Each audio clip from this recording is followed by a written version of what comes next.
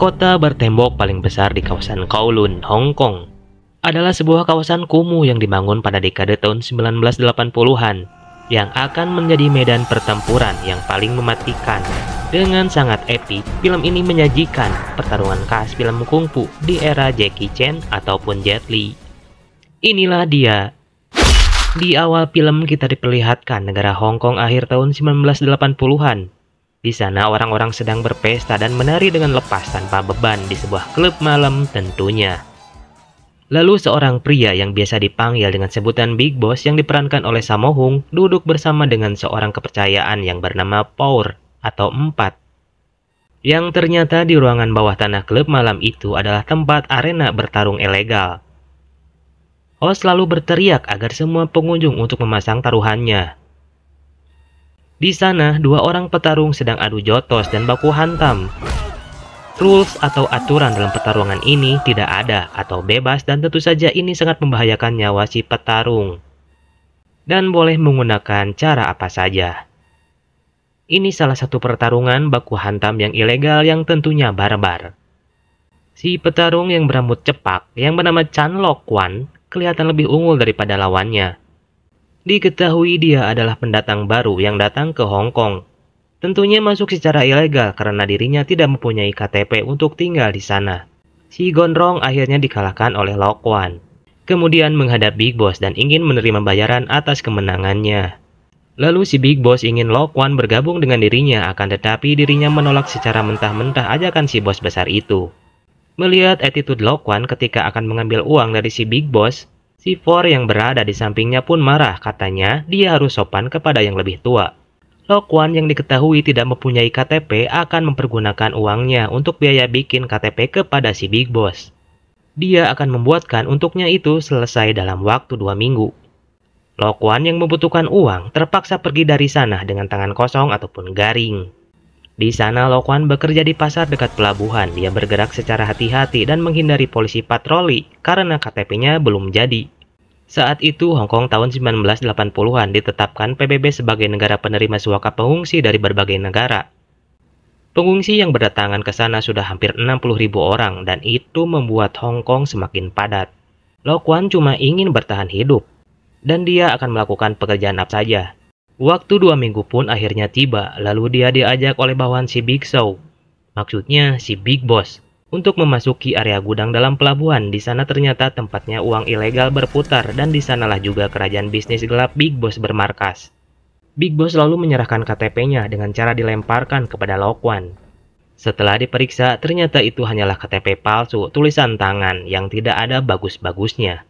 Si Songong Por pun mengatakan dengan uangnya kemarin dia hanya bisa mendapatkan kartu ini saja, nggak cukup untuk biaya KTP asli. Dan ya, jelas Lok Kwan menolaknya, dia tak mau kartu ini, dia ingin uangnya dikembalikan.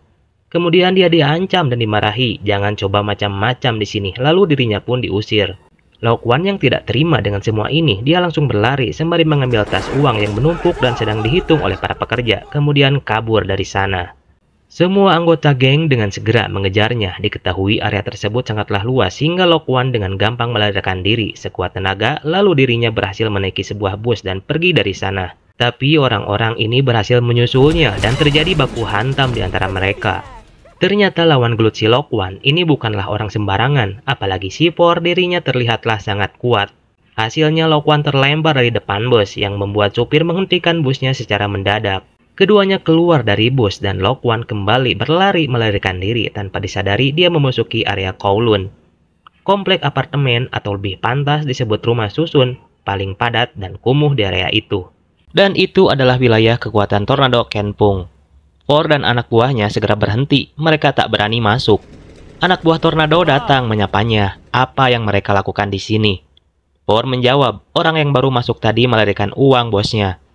Orang bermotor ini segera ke dalam menyuruh anak buahnya mengawasi For.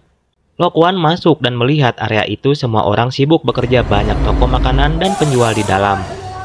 Mereka menganggap Lok Kwan mengganggu dan disuruh minggir.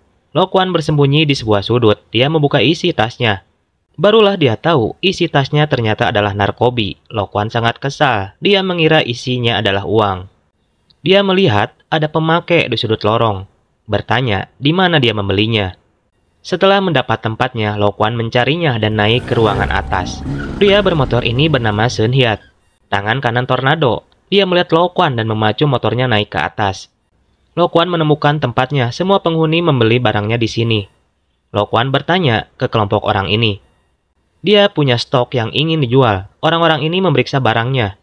Menyangka Lo Kwan orang luar yang berani menjual barang. Lalu dihajar. Lo Kwan tentu saja melawan. Gelut kembali terjadi. Lo Kwan melawan dengan sekuat tenaga.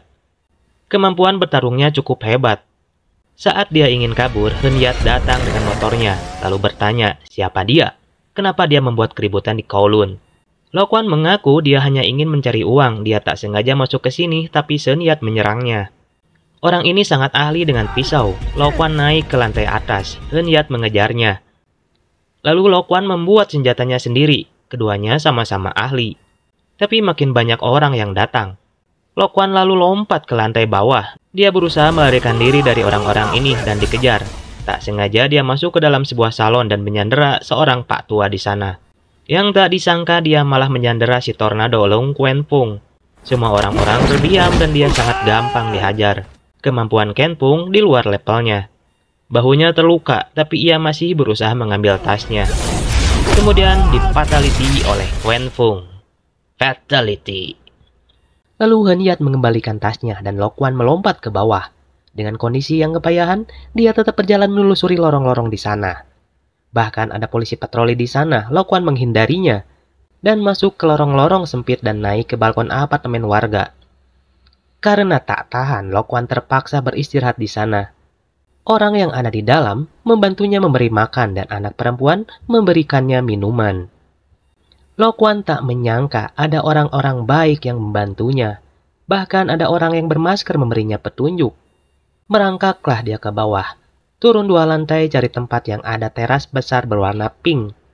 Nanti akan ada orang yang bernama Lung Kwen Pung akan membantunya. Lo Kwan pun dengan sisa tenaganya berusaha turun, tapi dia kembali terjatuh. Tak disangka dia jatuh di depan apartemen bos tornado. Lung Kwen Pung bertanya, kenapa dia belum pergi? Lo Kwan menjawab bahwa dia hanya ingin mencari uang. Lo Kwan meminta bantuan, dia ingin menukar benda ini dengan uang. Kwen Pung jadi tahu, Lo Kwan bukanlah bagian dari kelompok gangster. Sun Yat menjelaskan barang itu milik Big Boss. Por dan anggotanya sedang menunggunya di luar. Lo Kwan mengaku dia ditipu oleh Big Boss. Dia baru saja tiba di Hong Kong dan mengaku tak punya keluarga. Kwen Pung entah mengapa jadi kasihan dengan orang ini. Dia meminta Lo Kwan memberikan tas itu padanya. Lo Kwan kemudian turun dengan susah payah. Dengan sopan santun dia mengembalikan tas dengan tangannya. Kwen Pung pun menyuruh Sun Yat membawa Lo Kwan untuk diobati. Sun Yat menyuruhnya turun malam itu juga. Kwen Pung mengembalikan narkobi yang dicuri Lo Kwan ke Big Boss. Orang ini terbangun dari tidurnya. Dia heran kenapa orang ini bisa ada di sini. Kwen Pung meminta masalah ini selesai. Dia sudah menambahkan kompensasi uang.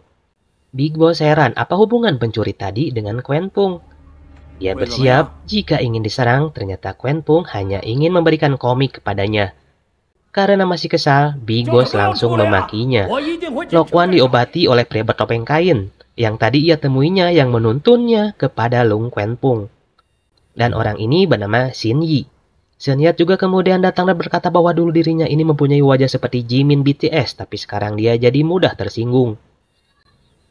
Sun Yat kemudian menyerahkan kertas kontrak pada Lo Kwan yang berarti masalahnya sudah selesai dengan si Big Boss. Mereka sudah mengurusnya, dia bisa tanda tangan di sini dan bekerja di Kowloon karena Tornado telah membayar hutang ke Big Boss.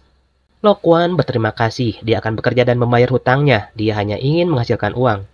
Besoknya Lo Kwan mulai bekerja di kota paling padat ini, mulai dari membantu membuat makanan dan membersihkan daging. Terlihat bos daging ini sangat cepat menjelaskan tugasnya. Itu membuat Lo Kwan bingung, tapi dia tetap menjalani hari-harinya di sini. Dia akan bertahan demi anggota keluarganya di Cina daratan. Dulu dia ikut dengan kapal kecil menyeberang lautan demi sampai ke Hong Kong dan itu sangat mengerikan. Lo Kwan lalu terbangun dari tidurnya. Kwen Pung walaupun penguasa, dia sangat baik kepada semua orang. Dia tak pernah membeda-bedakan penduduk di sini. Lo Kwan akan mengerjakan tugas apa saja. Terlihat dia sedang mengantarkan gas ke salon rambut milik bos Kwen Pung. Dia sangat ramah pada para manula. Lo Kwan mulai terbiasa dengan kehidupan di sini. Lung Kwen Pung melihat bahwa Lo Kwan sangatlah rajin. Tak sengaja hari itu Lokwan melewati sebuah kuil di dalam kota. Dia melihat banyak tanda sayatan pedang di tembok. Dia selalu menyimpan uang dari hasilnya dia bekerja. Dan hari itu dia disapa Quen Pung dari lantai atas. Dia akan mengajaknya makan ikut dengannya. Hari itu Lokwan menikmati makan daging pertamanya sejak sampai di Hong Kong. Bos ini sangat ramah dengannya. Lokwan makan dengan lahap, katanya ini lezat sekali. Quen Pung pun tahu tujuan Lokwan bekerja keras adalah karena dia ingin mendapatkan KTP di Hong Kong. Quen Pung berkata dia akan membantunya tapi biayanya sangat mahal. Dan kemudian menyuruh Sen Hiat membersihkan loteng karena dia kasihan melihat Lokwan yang tidur di atap. Quen Pung berkata dia tak akan meminta uang sewa kepadanya. Yang penting dia rajin bekerja dan menabunglah, dan setelah dapat KTP pergilah dari kota ini. Sen Hiat pun memberikan spray dan selimut. Akhirnya Lokwan bisa merasakan hidup yang lebih nyaman. Hari itu dia masuk ke sebuah lokalisasi untuk mengantar makanan. Anak perempuan yang menolongnya dulu ada di sana, sedang menunggu ibunya. Selesai bekerja, Lokwan melihat ada pria yang menyiksa ibunya. Lokwan hanya bisa diam dan melihatnya, dia tak bisa ikut campur. Esok harinya, ibu dari anak perempuan ini disiksa lagi dengan pria yang sama di rumahnya. Dan ketika Lokwan sedang berjalan, tiba-tiba dirinya heran melihat si bocil terus memandang ke atas. Ternyata ibunya telah meninggal dan tersangkut di kabel. Semua penduduk datang ke sana, bahkan bos Quen Pung. Lokwan pun naik ke atas dan menurunkan mayat wanita ini. Quen Pung menyuruh Sen Hiat memanggil Xin Yi, kemudian Xin Yi pun memeriksa apa penyebab dari kematiannya.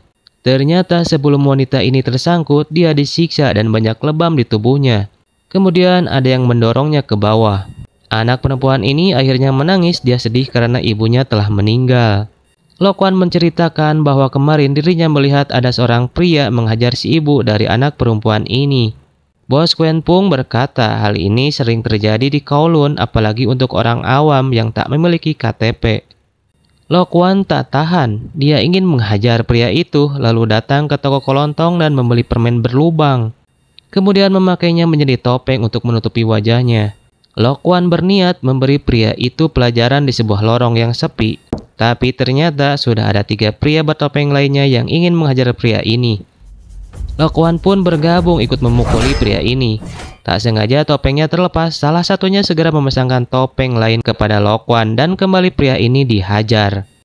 Setelah selesai mereka pun pergi, ternyata 3 orang tersebut adalah Sen Hiat, Xin Yi, dan 12. Lokwan mengucapkan terima kasih karena sudah menutupi wajahnya. Lalu mereka mengajak Lokwan untuk ikut bergabung. Malam itu Lokwan merasa dekat dengan orang-orang ini. Setelah makan malam bersama, Lokwan ikut bermain mahjong dengan mereka. Mereka bermain mahjong malam itu dengan gembira. Bahkan Lokwan tak masalah bertarung dan kehilangan uangnya. Mereka pun tertawa bersama. Lokwan merasa cocok dengan orang-orang ini. Keesokan harinya Lokwan menemui bos Quen Pung. Dia tak menyangka layangan bisa diterbangkan di tempat ini. Ternyata perkataannya itu adalah ungkapan Quen Pung untuk dirinya. Jika mereka ingin menghajar orang, ajak juga dia. Dia memberi nasihat ke Lokwan, suatu hari dia harus bisa mandiri dan meninggalkan tempat ini. Pemerintah Hong Kong saat itu sedang berusaha mengendalikan populasi dan menekan angka imigran yang datang ke Hong Kong. Konsentrasi mereka saat ini adalah kota di apartemen paling padat di Kowloon City yang paling mungkin untuk dibongkar. Para pakar membahasnya di TV.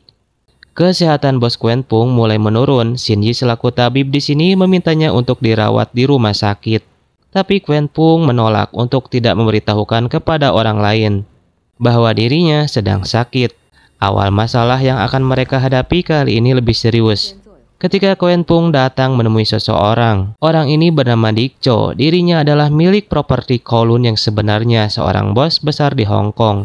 Quen Pung menyerahkan uang sewa kepada Dik Cho. Dirinya yang seorang bos besar di Hong Kong mempunyai masa lalu yang kelam yang tidak bisa dia lupakan.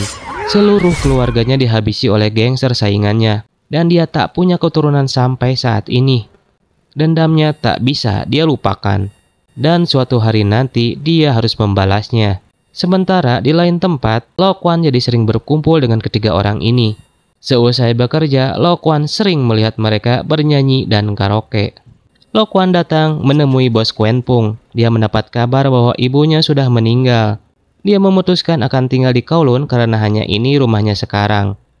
Quan Fung mengizinkannya, tapi dia harus ingat tempat ini akan dibongkar cepat atau lambat. Dia harus mengumpulkan uang untuk membeli KTP.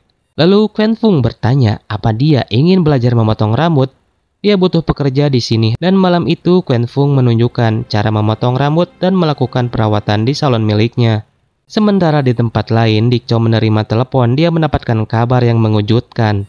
Malam itu, ketiga orang ini membawa Lo Kwan keluar. Mereka diundang makan oleh pemilik Kowloon, Paman Dik Chow, sahabat bos besar mereka, Quan Fung.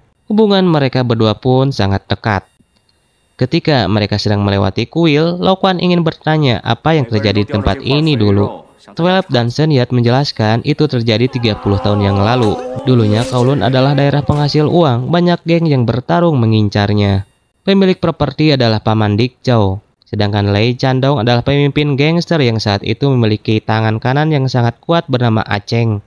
Pertarungan hampir terjadi di setiap harinya. Dia menculik keluarga Dik Chow sebagai sandera, istri dan anak perempuannya dihabisi. Dan Acenglah pelakunya. Dik Chow yang dikurung cuma bisa menangis melihat peristiwa itu. Setelah melewati pertarungan panjang, Lung Quan Fung lah yang mengalahkan Aceng. Lalu Sun Yat menunjukkan bekas pertarungannya. Tak lama, pager milik Twelve berbunyi. Mereka harus segera bergerak. Dik Chow sudah memesan makanan di sebuah restoran mewah. Seseorang datang turun dari mobil bernama Tiger. Orang ini adalah kepercayaan Dik Chow, seorang pimpinan gangster kerah putih. Dik Chow berkata akhirnya dia menemukan putra Aceng. Orang ini sangat gembira. Dia pernah bersumpah akan menghabisi seluruh keturunan Aceng. Dendam ini harus dibalas. Tiger juga mendukungnya. Ini harus dituntaskan. Mendengar hal itu, wajah Quan Fung terlihat sangat pucat. Lalu anak-anak muda Kowloon datang dan menyapa para orang tua ini. Dik Chow melihat Lo Kwan, dia merasa belum pernah melihatnya. Quan Fung menyuruh Lo Kwan pun menyapanya. Setelah itu, Quan Fung menyuruh mereka untuk makan dan minum di luar. Dan inilah cerita masa lalu para orang tua ini. Lung Quan Fung dan Aceng adalah saudara seperguruan. Nasib aja yang membedakan mereka. Aceng ditolong Lei Zandong, bersumpah setia menjadi bawahannya. Dan Quan Fung ditolong Dik Chow. Dan mereka berdua adalah musuh yang dulunya saudara. Aceng sering datang diam-diam untuk memotong rambut di tempat Quan Fung. Aceng menyampaikan kabar istrinya sedang mengandung. Jika dia lahir, Quan Fung harus menjadi ayah angkatnya. Dan sepertinya Quan Fung tahu sesuatu. Dia melihat Lo Kwan, dia sangat yakin Chen Lo Kwan adalah anak saudara angkatnya. 30 tahun yang lalu, dia berhasil menghabisi Lei Zandong dan Aceng. Quan Fung membawa bukti kemenangannya. Semua orang berteriak senang. Tapi yang sebenarnya terjadi, saat Lung Quan Fung bertarung dengan Aceng, kedua orang ini tak sanggup untuk melukai lawannya masing-masing. Aceng meletakkan senjatanya. Quan Fung berkata dia harus menghabisi Zandong, sedangkan Aceng tak bisa mundur. Apa yang harus mereka lakukan di situasi begini? Mereka terdesak di posisinya masing-masing. Aceng mengambil kain, mereka akan saling menutup mata satu sama lain. Jadi jika dia kalah, maka dirinya harus membiarkan istri dan anaknya pergi dari Hong Kong. Lalu jika Quan Fung yang kalah, Aceng harus mengurus barbershop miliknya dan belajar memotong rambut. Dan mereka berdua pun bertarung, hasilnya adalah Aceng yang kalah dan meninggal. Quan Fung pun menyelinapkan istri dan anak Aceng keluar Hong Kong hingga istri Aceng sangat marah kepadanya. Makan malam itu akhirnya selesai. Twelve mengantar Paman Tiger ke mobilnya. Tiger berkata anak Aceng itu yang bernama Lo Kwan segera ditangkap.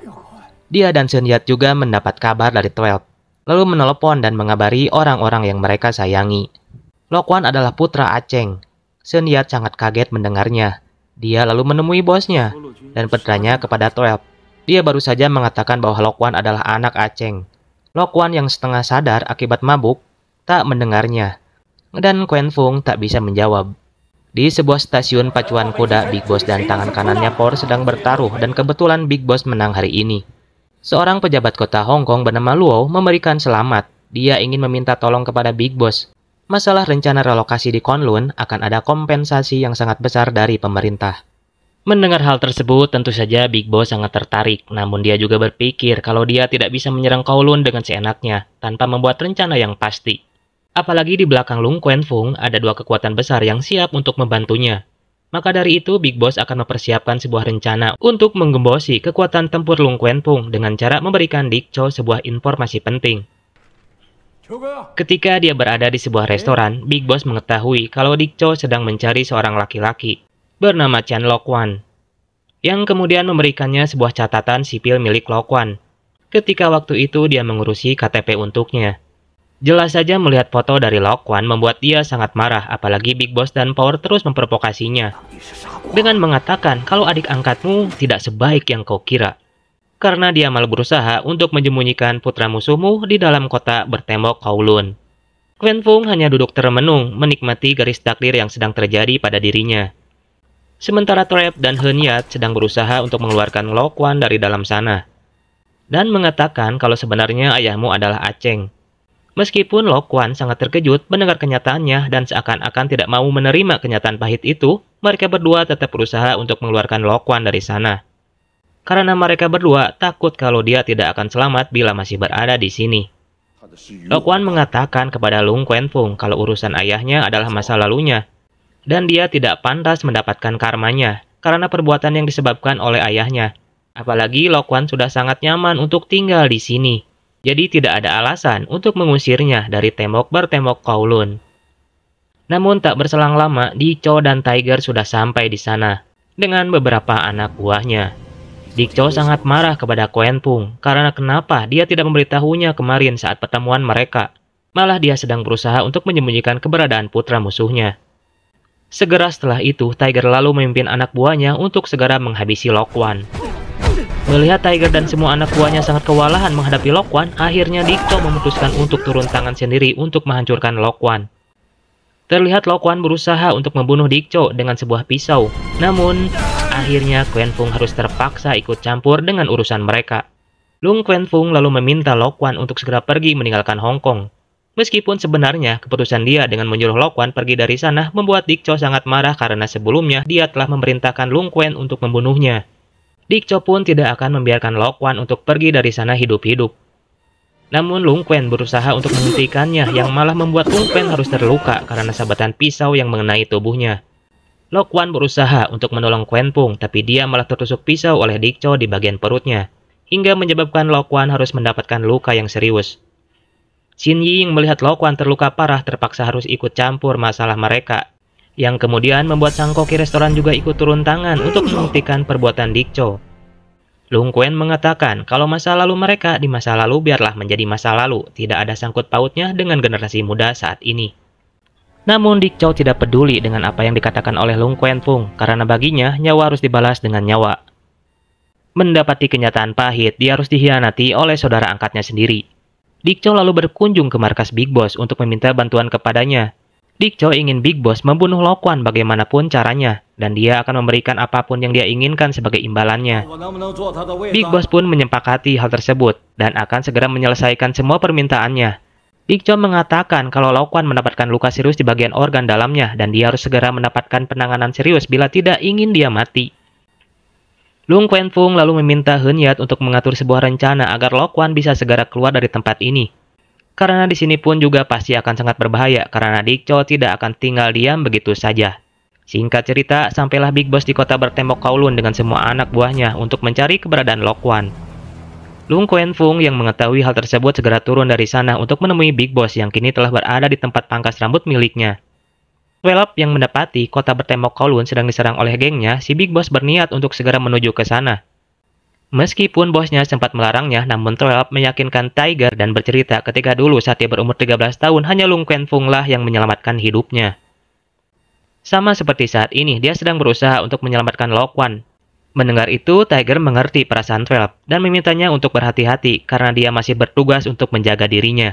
Big Boss mengatakan kepada Lung Quan Fung kalau sekarang dialah pemimpin dari Kowloon karena saudara angkatnya telah memberikan dia sebuah surat kuasa untuk mengurus tempat ini. Jadi Big Boss meminta Lung Quan Fung untuk segera menyerahkan Lokwan dan masih memberikan kesempatan untuknya mengurusi tempat pangkas rambut miliknya. Terlihat dari luar, Xin Yi sedang berusaha untuk membawa Lokwan pergi dari sana. Namun sebaik-baiknya dia berusaha agar pelariannya tak terlihat oleh anak buah Big Boss. Nyatanya mereka pun sanggup untuk menemukan keberadaannya, yang kemudian berusaha untuk menyerangnya. Anak buah Big Boss lalu memberitahu bosnya kalau keberadaan Lokwan telah ditemukan, yang kemudian membuat Lung Quan Fung akhirnya bertindak untuk menghentikan Big Boss dan Four yang akan menghajarnya.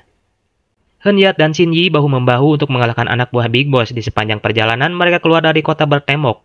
Namun dari belakang, Four dapat segera menyusul mereka dan sanggup melumpuhkan Hen Yat yang berada di hadapannya. Four seperti mempunyai ilmu kebal karena sepertinya sebuah pisau tajam tak sanggup untuk melukai tubuhnya. Bahkan pisau milik Hen Yat berhasil dia rebut untuk memotong 3 jari kanan milik Hen Yat dengan menggunakan pisaunya. Big Boss berhasil mencegat Shin Yi yang tengah membawa Lo Quan, namun dari belakang Lung Quanfong berlari yang kemudian menendang Big Boss hingga dia terjatuh tersungkur. Shin Yi lalu berusaha untuk menghentikan Four yang berhasil menyusulnya sampai di sana. Dia lalu berusaha untuk memukulinya, namun Shin Yi segera menyadari kalau Four memakai ilmu kebal hitam, sehingga membuat badannya sulit untuk dilukai menggunakan benda apapun. Bahkan meskipun Hen Yat telah sampai di sana untuk membantunya mengalahkan Four, namun nyatanya itu sangat sulit untuk mereka berdua melumpuhkan Four. Di sana, Velp yang juga telah berada di sana berusaha melumpuhkan Four dengan keahlian berpedang yang dia miliki, tapi tetap saja bagaimanapun usaha mereka bertiga untuk mengalahkannya, nyatanya itu sangat sulit untuk mereka lakukan. Lung Quanfong terlihat sangat kewalahan untuk mengalahkan Big Boss. Namun ketika Big Boss ingin membunuhnya, Sang Koki tiba di sana dan berusaha untuk membunuh Big Boss. Meskipun Sang Koki mempunyai keahlian berpedang yang sangat baik, nyatanya dia pun harus mati di tangan Big Boss. Yang kemudian Big Boss berusaha untuk membunuh Lo Quan yang berada di hadapannya. Melihat Lo Quan dalam bahaya, Lung Quanfong lalu melemparkan bogem besi hingga mengenai dada dari Big Boss yang lalu memberikan serangan tambahan dengan menggunakan gear rantai tepat mengenai dada Big Boss. Namun ketika Lung Quanfong ingin segera mengakhiri pertarungannya, penyakitnya malah kambuh hingga memuntahkan darah yang banyak dari dalam tubuhnya. Tentu saja kejadian itu lalu dimanfaatkan oleh Four yang kemudian menyerangnya, lalu menusuk perutnya. Merasa hidupnya tak akan lama lagi, Lung Quanfong memutuskan untuk menahan rolling door toko tempat dia, Big Boss, dan Four berada, agar para bawahannya mempunyai cukup waktu untuk membawa Lo Quan pergi dari sana. Tak ingin menyia-nyiakan perjuangan Lung Quanfong, mereka bertiga lalu memutuskan untuk segera membawa Lo Quan pergi dari sana. Namun mereka bertiga merasa kalau itu akan percuma saja bila anak buah Big Boss masih berada di sana. Yang kemudian memutuskan untuk menahan semua anak buah Big Boss dan membiarkan orang-orang yang melihat Lo Quan di jalanan membawanya menuju ke rumah sakit. Lo Quan kini berada di rumah sakit untuk mendapatkan penanganan cepat di sana. Namun dia juga harus mendapatkan perhatian khusus dari kepolisian, karena Lo Quan diketahui masuk ke dalam negara tersebut secara ilegal. Beberapa hari setelah pertarungan di sana, Dik Cho mendatangi salon pangkas rambut milik Lung Quanfong untuk mengenang kematiannya. Namun tiba-tiba Big Boss beserta dengan anak buahnya datang ke sana dengan membawa 3 dewan direksi kota bertembok Kowloon yang lainnya, agar mereka berempat menandatangani surat jual beli tempat ini untuk dijual kepada mereka dengan harga 20 yuan per meter. Dik Cho jelas saja tidak mau menjual tempat ini apalagi kepada mereka yang telah mengingkari kesepakatan dengannya, dengan malah membunuh Lung Quanfong bukannya Lo Quan. Mendapati penolakan dari Big Boss, Four tiba-tiba menghantam kepala Dik Cho menggunakan palu, hingga membuat dia pingsan dan menyuruh anak buahnya untuk memasukkan Dik Cho ke dalam kandang ayam, hingga dia mau menandatangani surat jual beli tanah bertembok Kowloon. Four mengatakan kepada bosnya kalau dia harus melakukan seperti ini karena dia telah memikirkan masa depan untuk hidup yang lebih baik. Bagi bosnya mereka akan untung banyak jika mereka menjualnya kepada pemerintah. Jadi bosnya bisa bersantai karena dia akan memberikan jalan yang mulus untuknya. Four pun terlihat sedang memimpin anak buahnya untuk mengusir semua warga yang ada di sana. Tri mengatakan kalau lebih baik tempat ini dipimpin olehnya, apalagi dialah yang telah membunuh sang legenda Tornado. Dan kelihatannya bos mereka sedang terluka. Dia dan para anak buah yang lainnya tunduk atas perintahnya. Bila Four ingin mengambil alih semua ini, dia dan semua bawahannya akan berada di belakangnya. Di dalam kamarnya, Big Boss sedang meminum obat untuk menyembuhkan luka yang didapatkan setelah pertarungannya dengan Tornado. Tetapi dia merasa kalau ada seseorang yang telah masuk ke dalam kamarnya. Namun tiba-tiba dari atas Four mencekek leher Big Boss hingga dia mati. Lo Quan yang masih selamat setelah peristiwa waktu itu kini berada di ruangan imigrasi. Dia terancam akan dideportasi dari Hong Kong karena datang ke sana sebagai imigran gelap. Namun Lo Quan mengatakan kalau dia lahir di Hong Kong dan kembali lagi ke sini untuk mendapatkan kartu identitas miliknya. Setelah mengecek dokumen pribadi miliknya, ternyata memang benar kalau Lo Quan telah lahir di Hong Kong. Orang tuanya juga dari Hong Kong yang tentunya sekarang Lo Quan bisa mendapatkan KTP untuk dia bisa tinggal di sudut kota manapun di negara Hong Kong. Lo Quan mendatangi kediaman Tiger untuk menanyakan tentang di mana keberadaan ketiga saudara angkatnya. Tiger mengatakan kalau mereka bertiga telah mati dan itu semua adalah salahmu. Namun Lokwan tidak percaya begitu saja karena tidak mungkin mereka mati dengan mudah, apalagi dia berencana ingin membalaskan dendam Long Quanpung kepada geng Pionik. Melihat kesungguhan hatinya, Tiger pun mengatakan kalau mereka bertiga berada di sebuah tempat pinggiran pantai. Namun Lokwan sebaiknya harus menyiapkan mentalnya karena kondisi mereka sudah tidak seperti dulu lagi. Sampailah Lokwan di tempat yang dimaksud. Baik Lokwan maupun ketiga saudara angkatnya sangat senang melihat lagi Lokwan masih selamat setelah peristiwa waktu itu. Mereka berempat lalu menghabiskan malam itu dengan bermain mahjong di sana sama seperti ketika mereka berkumpul untuk pertama kalinya. Ketika pagi menjelang, mereka bertiga tidak bisa menemukan di mana keberadaan Lokwan. Yang lalu membuat mereka berpikir kalau mungkin Lokwan kini kembali lagi ke kota bertembok Kowloon untuk membalaskan dendam bos mereka di kota bertembok Kowloon. Terlihat Power sedang melakukan ritual hitam memanggil para setan dan iblis untuk menjaganya agar dia bisa kebal dari serangan apapun. Lokwan sudah terlihat berada di dalam sana dan meminta anak perempuan yang tadi untuk memberitahu semua orang kalau malam ini jangan ada yang keluar. Asap pun mulai masuk ke dalam sana untuk membuat kabur pandangan Power beserta dengan bawahannya. Dan saat itu juga Lokwan mulai menyerang menghabisi satu persatu anak buah dari Power. Mereka bertiga pun akhirnya ikut bergabung dengan Lokwan untuk menghabisi seluruh anggota geng Pionik sekaligus membalaskan dendam kematian Long Quanpung. Melihat para anak buahnya banyak yang telah mati karena ulah mereka berempat, Power dengan gila menembaki mereka berempat sehingga mereka harus kocar-kacir dari tempat itu. Sementara Lokwan sedang berusaha untuk menghentikan kegilaan Power, Henyat dan Twilight juga Shinyi bertugas menghabisi seluruh anak buah Power yang masih tersisa. Setelah menghabisi semua anak buah Power, mereka bertiga menuju ke tempat pertarungan Lokwan membantunya untuk menghabisi Power. Namun seberapa kuat dan seberapa besar usaha mereka untuk menghabisi Power, mereka berempat dibuat kewalahan dengan kekuatannya, apalagi Power mempunyai ilmu hitam yang membuatnya semakin tak terkalahkan. Mereka sudah mencoba berbagai cara untuk membunuhnya, dari memukulnya, menusuknya, membantingnya, mencekeknya. Namun semua usaha itu tidak bisa membuat mereka bisa mengeluarkan darah sedikit pun dari tubuh Power. Henyat mencoba mendorong Power untuk jatuh dari atap gedung bersama dengan dirinya. Namun sebuah tali jemuran menahan mereka berdua, yang kemudian dari belakang Lokwan berlari, mendorong Power untuk jatuh ke bawah bersama dengan dirinya. Henyat berusaha untuk menahan tali yang melilit di tubuh Power agar Lokwan tidak mati, karena mencoba mendorong Power dari atap gedung. Lokwan sebenarnya meminta Henyat untuk melepaskan tali tersebut, tetapi karena Henyat ingin menang dan kalah asal bersama dengan ketiga saudara angkatnya, dia akan tetap menahan tali tersebut hingga mereka menemukan cara agar Power bisa mereka kalahkan. Merasa masih mempunyai kesempatan untuk bertarung dengan Power, Lokwan mencoba menyerangnya, namun sekuat apapun usahanya untuk membunuh Power, itu terasa sangat mustahil.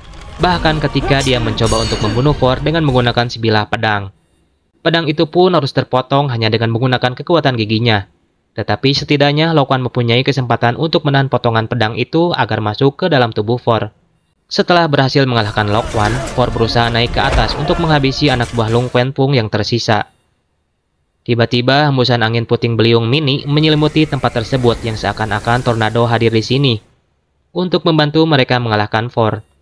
Lokwan berhasil naik ke atas dengan bantuan angin beliung yang mengobatinya di tempat pertarungan mereka, hingga menyebabkan kain terpal yang ada di sana membawanya untuk naik ke atas lagi, sehingga membuat Lokwan berhasil memukul punggung Power demi menyelamatkan Henyat yang akan dilempar oleh Power dari atas gedung.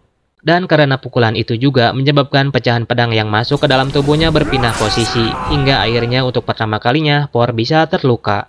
Tentu saja mereka segera memanfaatkan momen tersebut untuk segera menghabisinya sebelum ilmu hitam di tubuhnya pulih kembali. Lokwan pun memberikan kesempatan kepada Henyat untuk membunuh Power, sebagai balasan karena Power telah membunuh kakak angkatnya. Sebelum mereka berempat pergi dari sana, mereka juga pergi ke salon pangkas rambut milik Long Quanpung untuk membebaskan Dik Cho dari dalam kurungannya. Dan sebelum film berakhir, beberapa hari setelah peristiwa itu, mereka berempat terlihat berada di atap gedung untuk melihat bagaimana indahnya Hong Kong pada sore itu. Mereka menyadari kalau perkembangan di kota Hong Kong akan semakin pesat, dan dalam beberapa tahun ke depan, kota tembok Kowloon akan menjadi kenangan untuk mereka. Karena di masa depan, kota tembok Kowloon dihancurkan pada bulan September tahun 1993. Terima kasih sudah menonton Alur Cerita Film, semoga kalian suka dan terhibur. Assalamualaikum warahmatullahi wabarakatuh.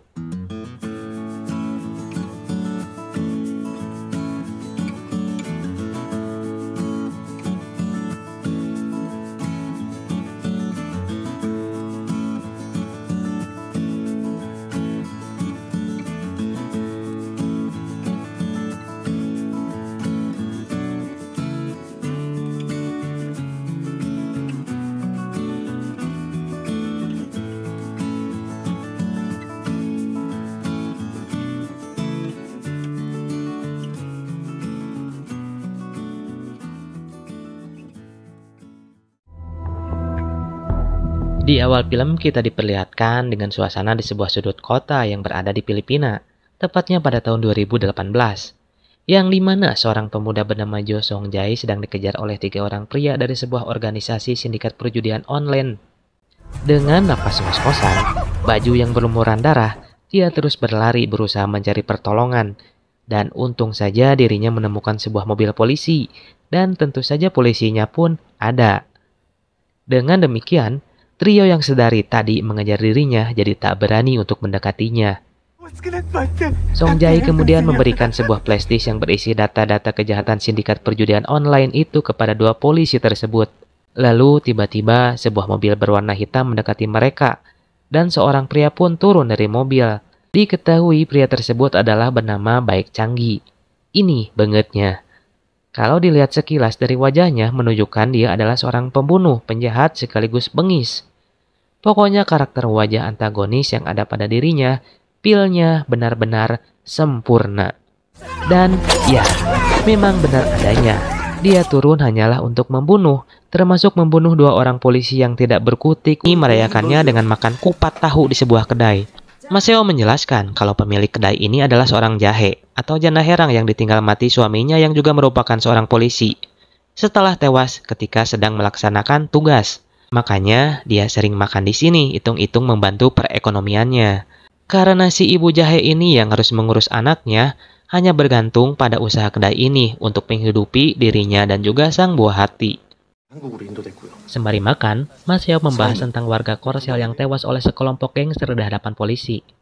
Kemudian mereka berencana akan menyelidiki kasus tersebut, yang katanya jasad pemuda malang itu masih berada di ruang autopsi di Jawa Timur. Alah, nah jadi lompat ke dinya. Maksudnya malang di sini adalah malang karena nasibnya kurang beruntung. Hehehe. Maaf ya gusian sedikit ya, biar gak bosen. Hehehe. Lanjut. Besoknya Maseo dan Manjai pergi ke ruang autopsi meminta keterangan dari dokter forensik yang mana si dokter menjelaskan kalau Song Jae tewas setelah mendapatkan luka tusukan yang sangat dalam hingga merobek usus dan jeroan yang lainnya. Tak hanya itu, Song Jae pun terlihat mengalami penurunan berat badan secara drastis. Dan itu bisa diartikan bahwa dia mengalami penyiksaan yang sangat brutal baik fisik maupun jiwanya. Ketika hendak pulang secara tidak sengaja dan pasti sudah takdir, mereka berdua dipercaya dirinya kan baru saja mau mendalami kasus ini. Setahu si ibu, anaknya di Filipina kerja di sebuah perusahaan yang bernama Heavy Trading Company, yaitu perusahaan yang bergerak di bidang saham, dan semenjak Song Jae kerja di perusahaan itu sebagai programmer, Song Jae jarang sekali memberi kabar pada dirinya. Dengan ini si ibu berharap Maseo dapat secara cepat menangkap si pelakunya. Di tempat lain, tepatnya di sebuah bilik milik perusahaan QM Holding, pemiliknya yang bernama Jang Dong Chol bertemu dengan 2 rekan bisnisnya yang memberikan 2 buah flashdisk yang berisi data-data tentang sebuah koin mata uang kripto yang telah diciptakan oleh Chunggi. Dia menginginkan mereka berdua untuk mengembangkan mata uang kripto tersebut agar bisa masuk ke pasar saham. Mereka berdua tidak perlu khawatir dengan segala risikonya, karena dia akan menjaga nama mereka berdua tetap aman. Mendengar itu, Zhang pun merasa aman dan meyakinkan Zhang untuk perlu khawatir karena dia merupakan sang jenius IT sejak masih kecil. Di Filipina, di sebuah lokasi tempat sindikat perjudian online milik Chunggi dan Zhang, dia mendapatkan laporan dari Ji-hoon. Kalau jumlah anggota online mereka sudah bertambah banyak, namun dividen mereka tetap sama dengan bulan yang lalu. Dia berpikir kalau Zhang tidak menepati perjanjian awal dengan mereka. Tak berselang lama, Ji-hoon juga mendapatkan sebuah pesan tentang sebuah lokasi yang mengurusi pemakaman ibu Song Jae. Namun sebelum dia meninggal, ibu Song Jae sempat meninggalkan beberapa pesan untuk Maseo yang meminta dia untuk mencari siapa pembunuh putra kesayangannya. Maseo kini berada di ruangan tim cyber untuk mendapatkan informasi tambahan tentang data-data akun milik Song Jae yang telah tim cyber sinkronisasikan dengan akun cloud milik Song Jae. Lalu Han Jisoo menemukan beberapa situs judi online yang telah Song Jae buat selama berada di Filipina. Namun setelah beberapa kali dia mencoba untuk mendownload dan meretas sistem cloud situs judi online tersebut, perangkat mereka akan menghapus otomatis data tersebut sehingga dia tidak bisa mengamankan alamat dan nama situsnya.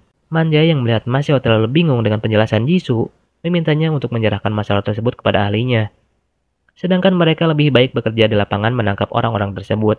Ketika Taesu berada di mobilnya, Maseo menemuinya, yang kemudian memaksa atasannya itu untuk membentuk sebuah tim investigasi pembunuhan Song Jae yang terdiri dari tim mereka dan juga tim cyber.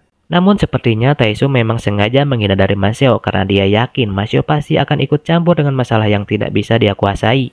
Karena demi janjinya kepada ibu Song Jae yang ingin Maseo mencari siapa pembunuh dari putranya. Setelah menggila di tempat markas saingan judi online miliknya, Chunggi menelepon Zhang yang memberikannya sebuah informasi kalau dia sudah menambahkan lagi 300.000 lebih akun di server milik mereka. Jadi dia hanya menunggu persetujuan dari administrator. Mendengar itu jelas saja membuat Zhang sangat senang dan dia berjanji akan memberikan Chunggi tambahan bonus sebesar 10% bila dia bisa menambahkan 100.000 lagi akun pengguna. Chunggi pun mengiyakan permintaannya asalkan Zhang menepati janjinya. Setelah itu, tim yang diinginkan oleh Maseo akhirnya terbentuk. Ia mendapatkan Jisoo dari tim cyber dan Kang Namsu dari tim forensik digital. Mereka lalu mulai bekerja sama di bidang mereka masing-masing, hingga akhirnya mereka menemukan sebuah situs kasino bernama Emperor Casino. Namun jika mereka ingin masuk ke dalam situs tersebut, dengar itu membuat Chunggi semakin curiga dan mengajak Ji-hoon untuk segera pergi Korea. Ketika Zhang diantarkan Kwon masuk ke dalam mobilnya, dia bertanya apakah Kwon pernah mengoperasikan sebuah kasino online, karena dia berniat untuk menggantikan salah satu bawahannya yang tidak patuh kepadanya. Mendengar permintaan Zhang, mungkin Kwon punya beberapa orang yang ahli dalam bidang tersebut dan siap membantunya jika Zhang memberikan lampu hijau kepadanya. Di sela-sela tim investigasi gabungan sedang menikmati makan siang mereka juga sedikit membahas tentang bagaimana perkembangan kasus yang sedang mereka tangani. Jisoo mengatakan kalau IP judi online tersebut lokasinya sering berada di luar negeri. Jadi untuk saat ini dia sulit untuk melacak di mana lokasi pastinya. Seperti mendapatkan jalan buntu, Maseo menelepon Cheon dan Kim untuk meminta informasi yang pernah Maseo minta kepada mereka berdua tentang judi online. Mereka mengatakan kalau mereka pernah ada seseorang yang mereka kenal pernah menjalankan bisnis judi online. Namun bisnis orang itu sudah hancur karena adanya persaingan. Di sana Jang Jisoo, seorang bos besar yang dulu memimpin sebuah perjudian lokal di wilayah Guangzhou, kini menjalani kehidupan baru dengan menjadi bos pemilik permainan anak-anak. Dengan rambut panjangnya, penampilannya kini semakin sangat. Namun ketika dia berada di toko miliknya untuk menjajal sebuah mesin tinju, seorang laki-laki terus-terusan membunyikan klakson di mobilnya, yang ternyata itu adalah detektif Maseo. Jisoo sepertinya sedang sial bisa bertemu lagi dengan Maseo. Apalagi kenapa dia bisa tahu di mana keberadaannya. Sekarang Jisoo bertanya tentang tujuan Maseo menemuinya, karena dia sudah tidak lagi berbisnis kejahatan untuk mencari uang. Saat ini dia hanya ingin hidup damai dengan tidak bertemu dengan dirinya. Namun sepertinya Maseo hanya ingin mengajaknya untuk ikut pergi bersamanya, daripada Jisoo harus kehilangan mobilnya karena telah parkir secara ilegal. Sesampainya di kantor polisi, Maseo meminta Jisoo untuk menjelaskan situs perjudian online yang pernah dijalankannya. Awalnya dulu Jisoo berpikir kalau dia akan bisa menghasilkan banyak uang jika mendapatkan jackpot. Maka dari itu dia membeli salah satu situs judi online dari Filipina lalu menjalankannya dan mendirikan kantor di sana. Namun baru saja dia menjalankan bisnisnya selama 3 hari, beberapa preman masuk ke dalam bisnisnya dan menghancurkan segalanya. Sebuah situs judi online bernama Emperor Casino merupakan salah satu yang terbesar di antara semua di Filipina. Namun selama dia diinterogasi oleh mereka, Yusong mengatakan kalau dia hanyalah pemilik pakaian thrifting. Yusong dia memang sering pergi ke Filipina namun hanya untuk menjual baju-baju thrifting tersebut. Tetapi karena dia terus dicecar pertanyaan oleh mereka semua, Yusong meminta mereka untuk memanggil pengacaranya. Di sebuah tempat pinggiran Sukaihan, asisten Zhang bertemu dengan Tuan Sang untuk memberikannya suap sejumlah 2 miliar won. Tujuannya agar koin Wori milik bosnya bisa masuk ke dalam kualifikasi dagang saham koin kripto di Korea. Dia juga akan diberikan tambahan 30% saham koin Wori bila Tuan Sang segera mendatangi koin Wori milik Zhang. Namun Tuan Sang sepertinya enggan untuk menerima suap tersebut. Karena bagi dia, kerja yang jujur adalah prinsip utamanya. Tetapi tidak untuk Chunggi yang sedari awal mengawasi mereka berdua dari luar, yang tiba-tiba masuk ke dalam mobil dan membunuh asisten Zhang, untuk sekedar memberi peringatan kepada Tuan Sang kalau dia bisa saja membunuhnya kapan saja, bila dia tidak menuruti permintaannya.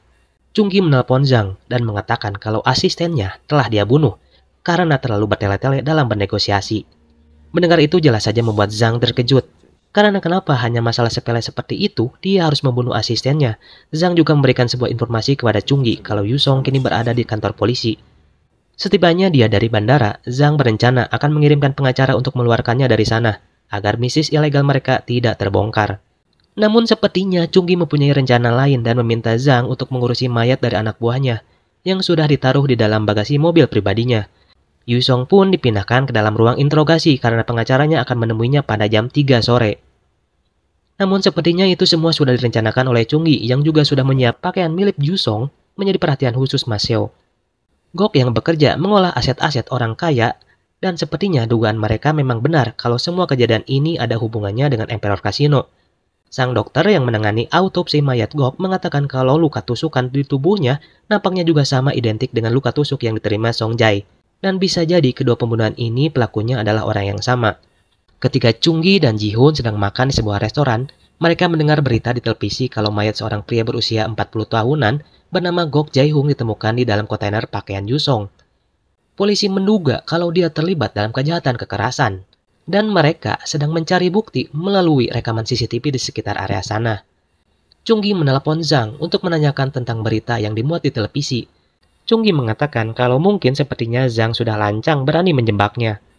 Sehingga ia pun mengancam jika hal ini akan berbuntut masalah besar, maka Chung Gi tidak akan segan-segan menghabisinya.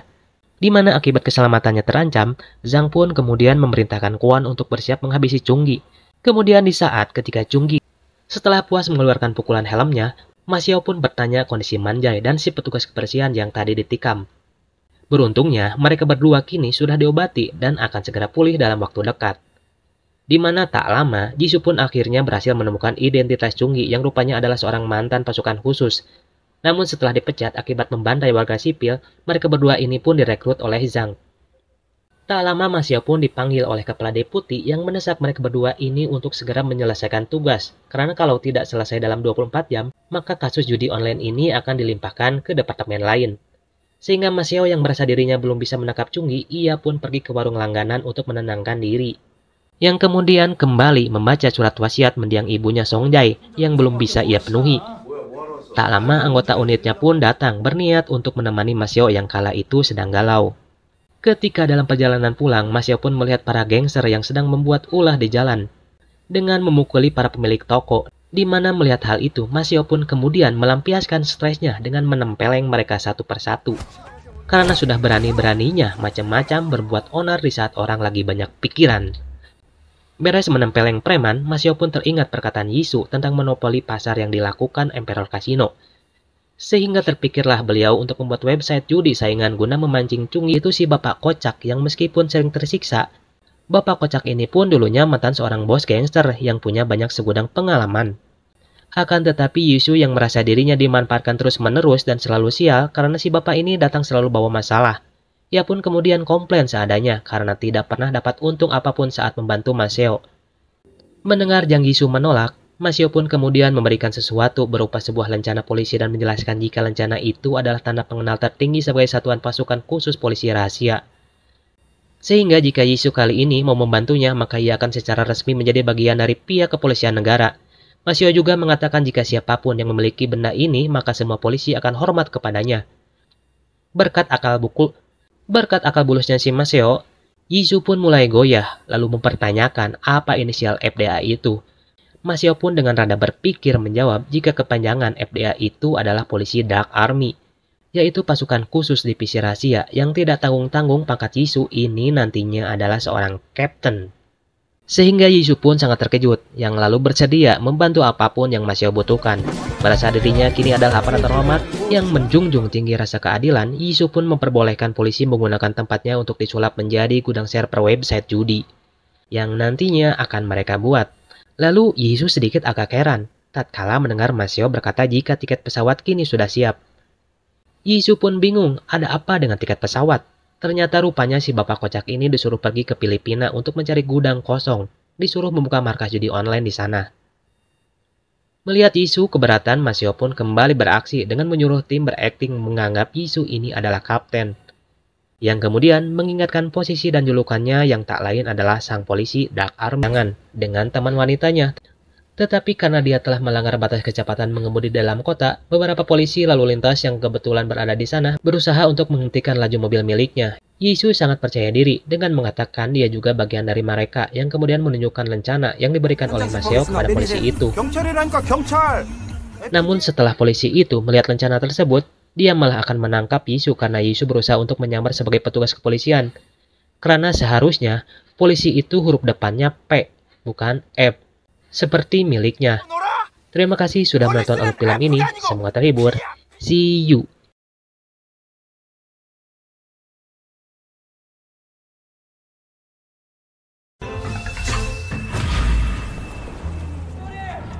아유, 씨발 진짜! 너 나 죽어 이 개새끼야!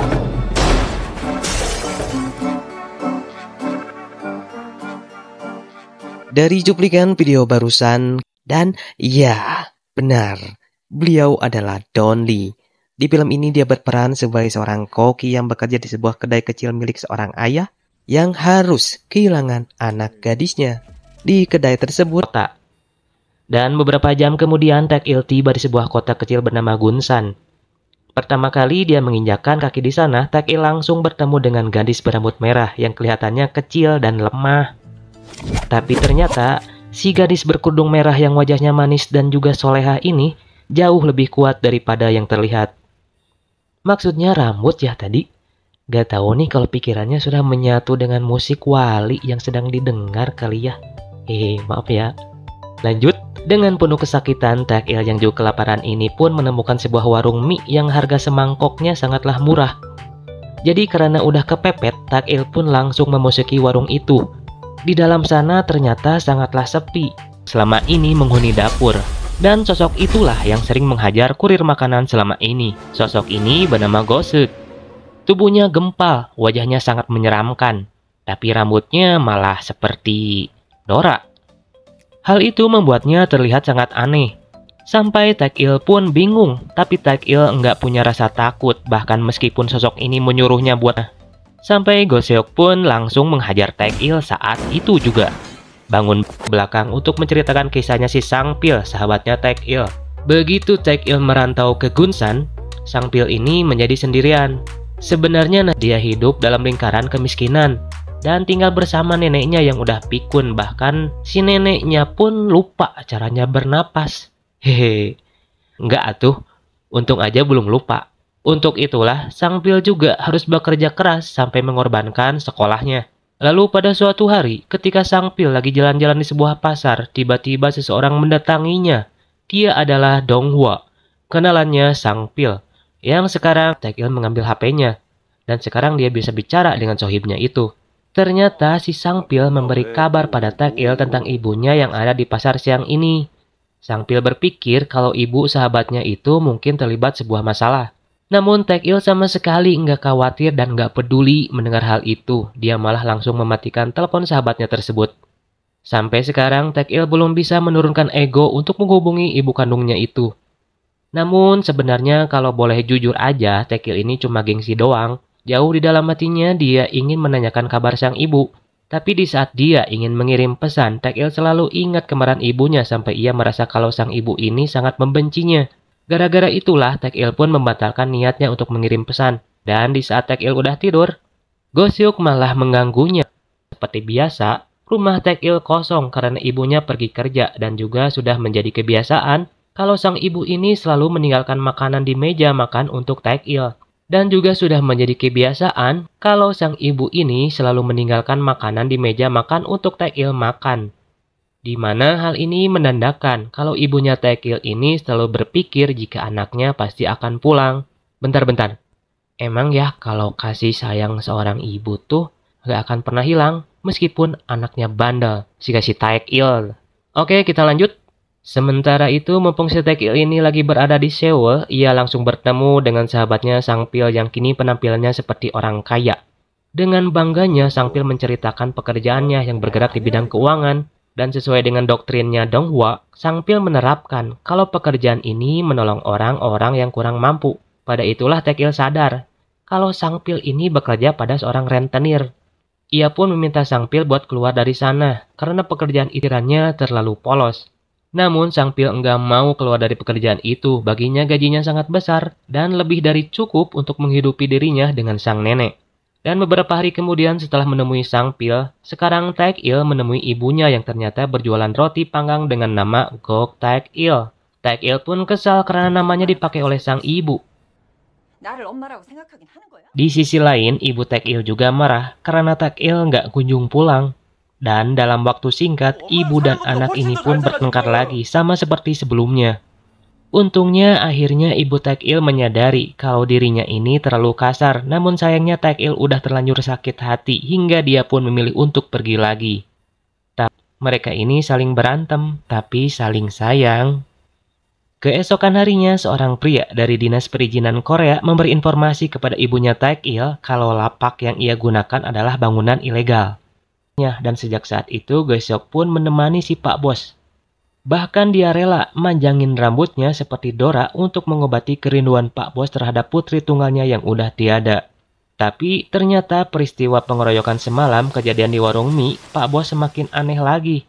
Pagi ini ketika Taek-il ingin bekerja seperti biasa, dia malah menemukan banyak orang asing yang berjas rapi. Taek-il sempat berpikir kalau Go-seok akan ditangkap oleh para preman gara-gara kejadian semalam, jadi ia ingin menolong Go-seok. Namun rupanya orang-orang itu malah tunduk sama si Go-seok. Mereka segera pergi ke tempat Go-seok, minta mereka meninggalkan tempat itu karena ternyata plot twistnya Go-seok ini aslinya adalah seorang sultan, sekaligus bos gangster yang paling ditakuti di Korea. Selama ini ia menyamar jadi tukang masak karena dia ingin menemani si Pak Bos dalam hidupnya.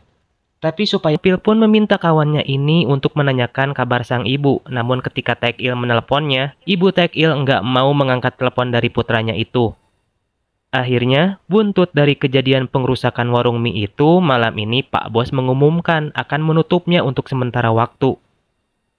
Pak Bos pun akan merenovasinya selama 1 minggu dan ia pun memberi kesempatan pada seluruh karyawannya untuk berlibur atau setidaknya menyelesaikan urusan mereka masing-masing. Kesempatan inilah yang digunakan untuk Taek-il untuk mengunjungi ibunya di Seoul dan ngajakin Kyung-jo untuk membuat ibunya berpikir kalau gadis ini adalah pacar putranya. Di situ ibunya Taek-il pun berusaha mengalahkan tempat ini. Sebisa mungkin sang ibu terlihat kuat sampai membuat Taek-il merasa muak dan dalam waktu yang bersamaan, sang Pil Sial kembali lagi ke lapak ibunya. Di tengah-tengah keributan itu, si bos juga sempat mampir ke restorannya yang sudah bintang 5. Dia niatnya mau masak sebentar buat makan malam, tapi para koki dia. Dan pada saat itulah, Go-seok menyadari kalau dia enggak bisa meninggalkan Pak Bos dengan warung mie-nya yang kecil. Karena di warung mie itulah Pak Bos membebaskannya untuk berkreasi sesuai dengan keinginannya.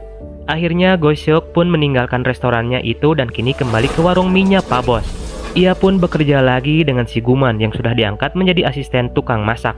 Kyung-jo, si rambut merah pun sekarang rambutnya udah kembali dicat hitam. Karena ia ingin bersekolah dan di lain tempat, Taek-il sekarang sudah rukun dengan ibunya. Sudah saatnya dia menebus kesalahannya Haka.